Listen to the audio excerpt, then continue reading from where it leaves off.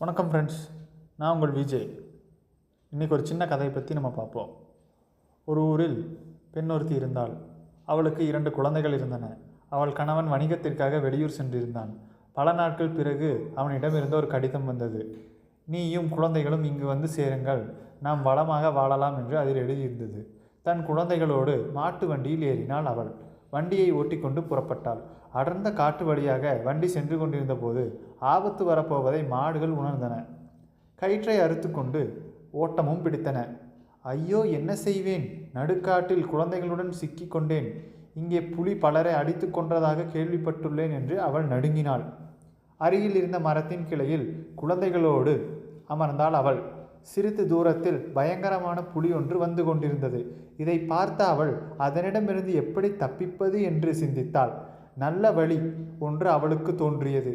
2 குழந்தைகளின் தொடையிலும் அழுத்தி கிள்ளினாள். இருவரும் கடையே அலறும்படி அழத் தொடங்கினர். குழந்தைகளே, அழாதீர்கள், நான் என்ன செய்வேன்? இப்படி நீங்கள் அடம் பிடிப்பது சிறிதும் நல்லதல்ல.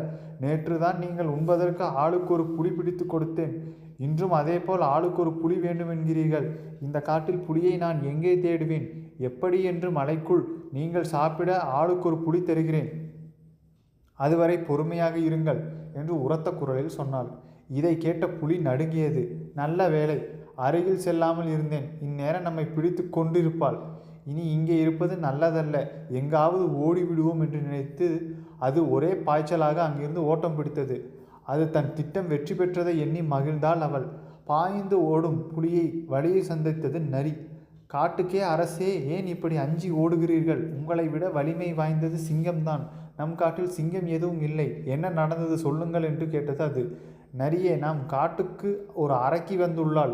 2 குழந்தைகள் அவளிடம் உள்ளன. அந்த குழந்தைகள் உண்ண நாள்தோறும் ஆளுக்கு ஒரு புலி தருகிறாளாம்.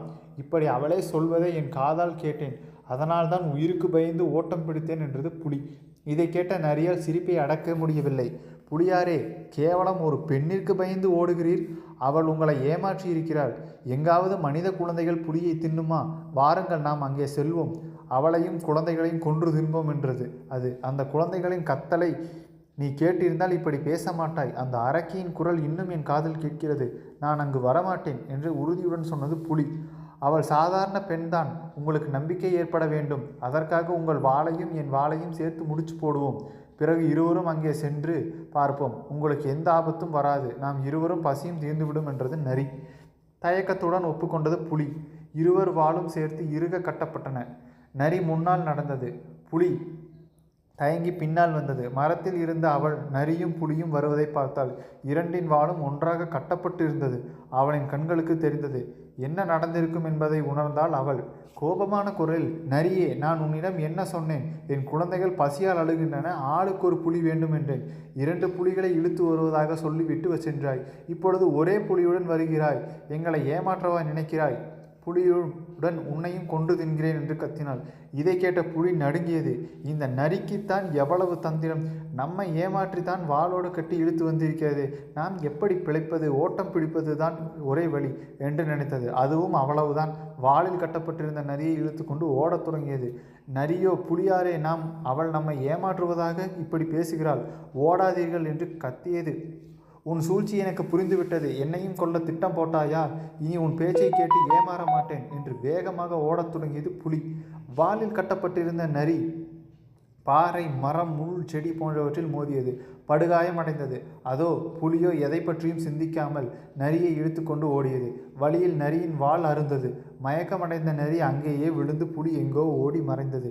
பிறகு அந்த பெண் குழந்தைகளுடன் பாதுகாப்பாக கணவனின் ஊரை அடைந்தார்.